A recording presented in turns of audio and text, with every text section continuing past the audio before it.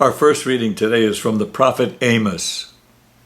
He lived in northern Israel about 700 years before Christ. Israel was prospering then, so were the countries around her, Syria, Phoenicia, Egypt. But their prosperity came at a cost. It came at the expense of the poor.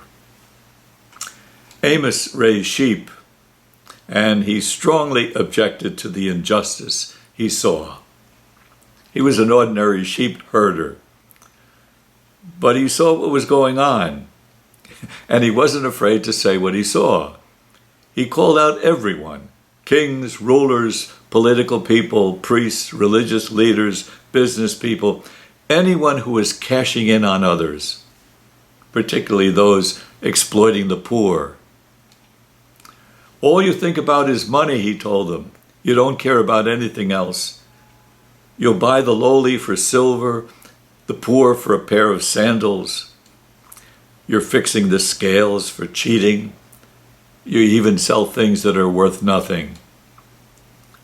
Amos wasn't an expert in economics or politics. He raised sheep, but he knew when something was wrong.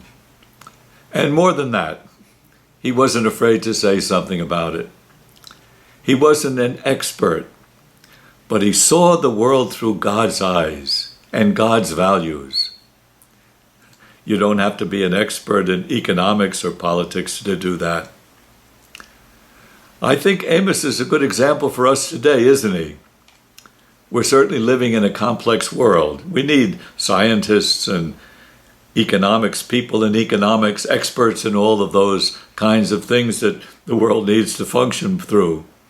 But we all need ordinary people to see things as they are, to see things as God sees them. You don't have to have a degree to recognize when something is wrong.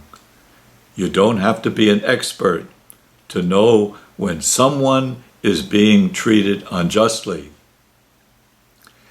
In the New York subways, there's a sign that says, "See something, say something."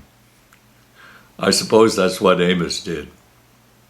A lot of people didn't like it, but he saw something and he said something.